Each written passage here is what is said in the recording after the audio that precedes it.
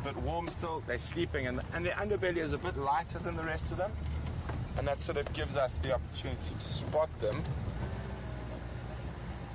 Just trying to make sure. There we go.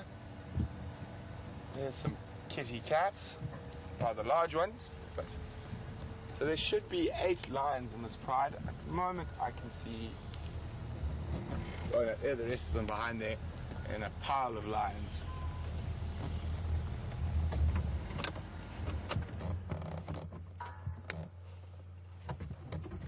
So, if you can see there's a lion. If we just have a look a little bit behind, you'll see that pale belly that we spotted from the road.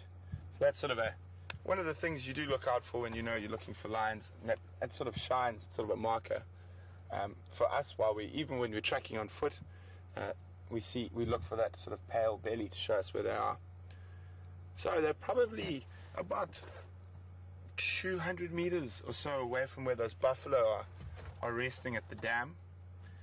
So I said we just wanted to come in and have a check where they were. They're not in the best position for a sighting. They're lying up in a tambuti thicket, which is these little trees around here. Very slow growing trees and that, so we don't want to push them around too much. And also, there's no real access for a good visual. But now we know where they are, and we know where they are in relation to where the buffalo are. So that bodes well for, hopefully, some entertainment this evening.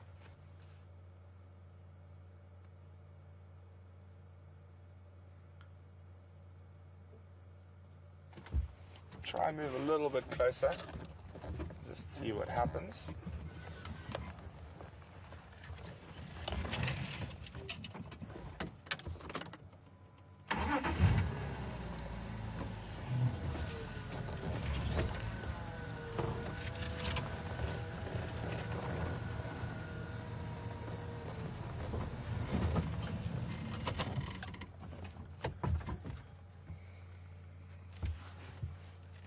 So we've got a young male and a lioness.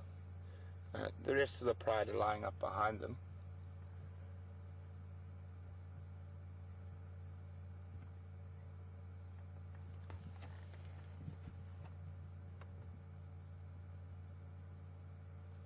Lots of flies on them as well.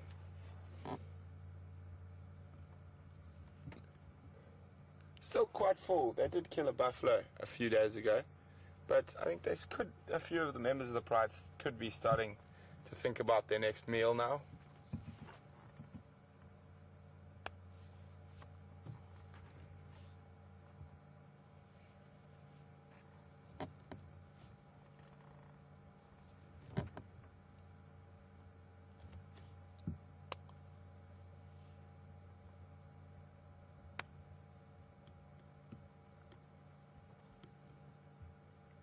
That's another thing we look for when we're tracking on foot, or even looking for lions from a vehicle. That slight little ear movement with the black on it. Another one of those indicators we look for when we are searching for lions.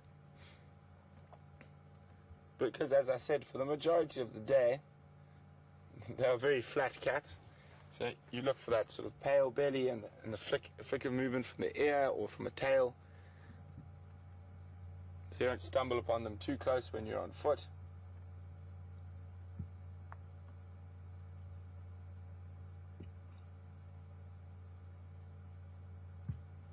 Seems the weight's getting too much.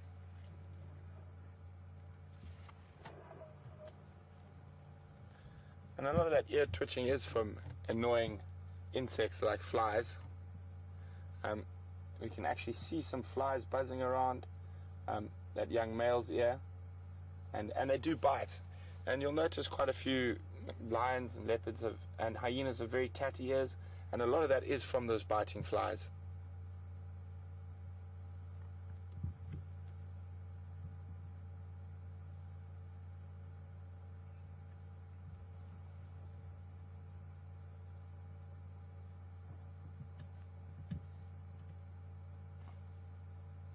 See, there's actually a fly on his eyelid at the moment.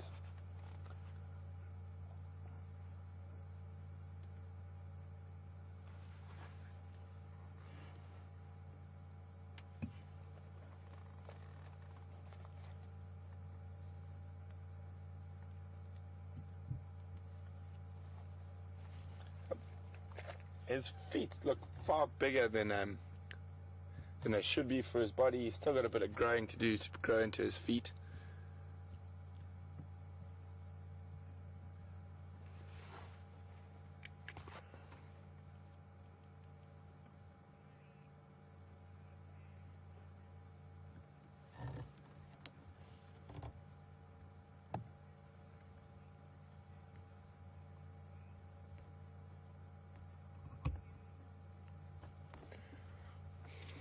Good afternoon, Terry. Welcome on Drive with us.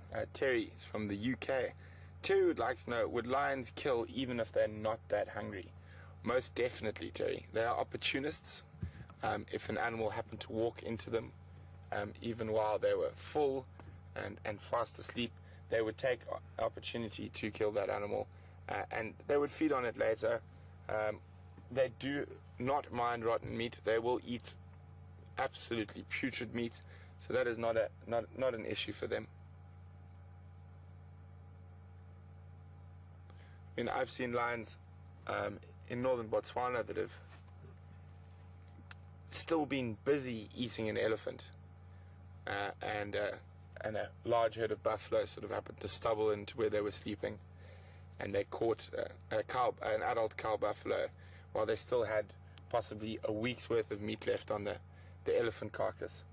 So they are opportunists, and they will eat, or they will kill even when they are full and not hungry. But as I said, it's more opportunistic. They won't put too much effort into it.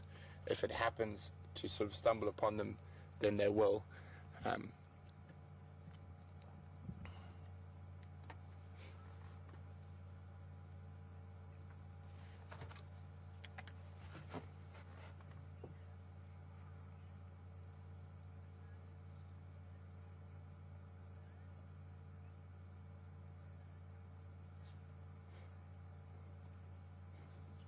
Good afternoon, Christina from Pittsburgh. Christina would like to know whether lions will eat and digest bones and teeth. Well, bones, yes, Christina, specifically the smaller ones. They will chew them up. They won't be able to digest all of the bone, and a lot of it will come out in their feces, but they are able to digest a portion of it. With the teeth, I don't think so. Being enamel and whatnot, they'll just pass through normally. But the main thing that lions are not able, or most animals are not able to digest, is hair and keratin. So the hooves, the horns, and the hair. And you will find pieces of either hoof, sometimes the horn, and a lot of hair in the feces of these animals.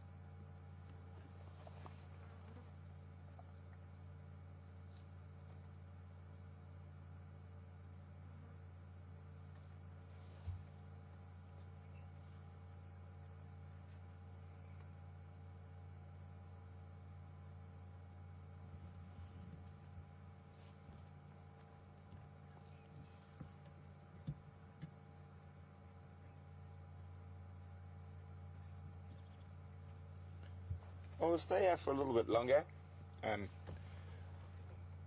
although I don't think they're gonna move too soon. It is quite a nice view of this young boy who's lying up next to us. Though it is cooling off quite early.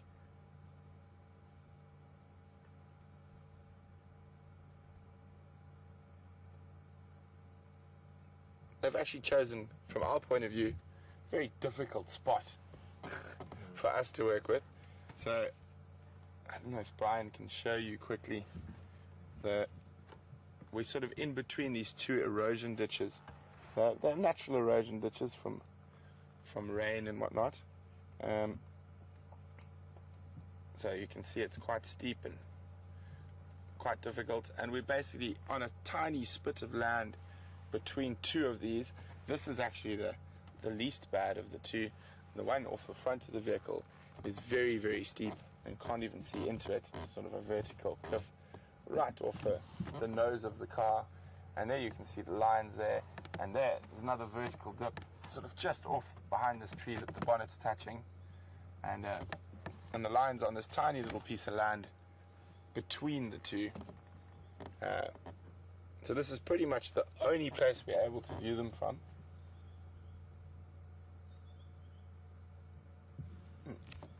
And they sort of stretch. Let's see how many I can actually count. I've got 1, 2 right next to us. 3, 4, 5, 6, 7, 8. So I can see the full pride.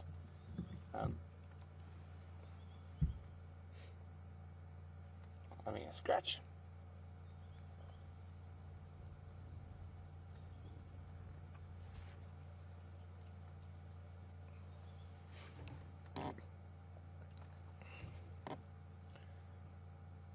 So life's going to get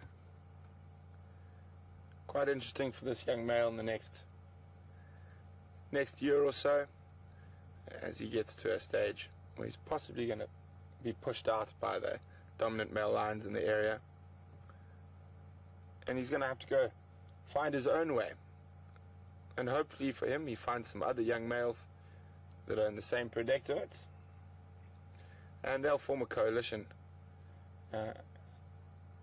But they will generally move quite far from their natal territory, and this is to stop inbreeding.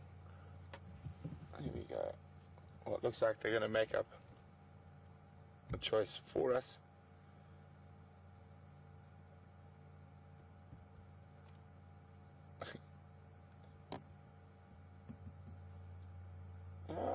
Too lazy to move.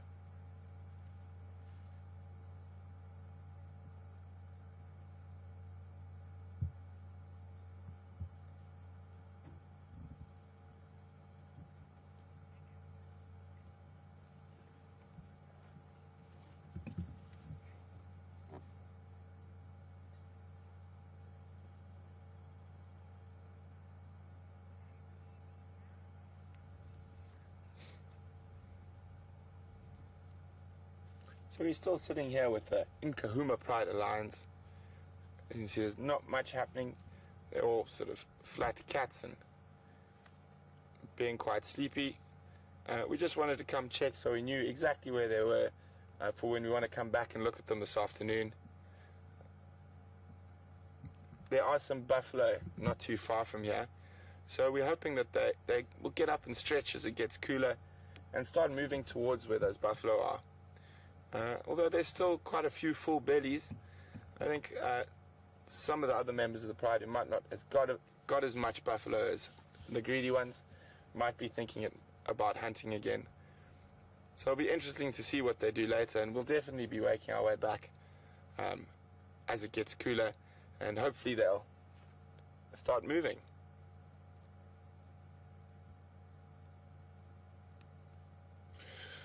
Okay, sleepy kitties.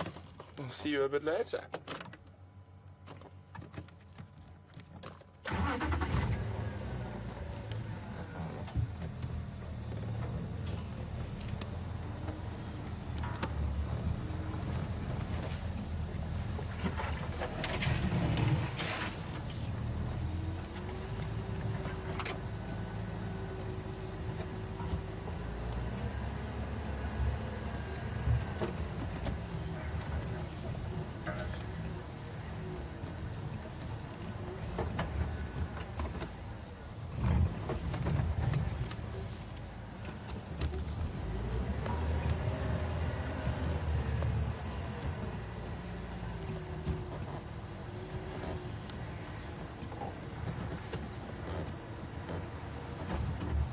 Okay, well, we know where the lines are, so we've basically set up our afternoon.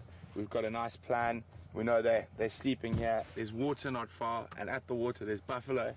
So we're definitely going to be back here, probably about in an hour or so, and hopefully that by that time it will cool down enough that they would have started moving towards either to have a drink, and hopefully, you never know, chase some buffalo around.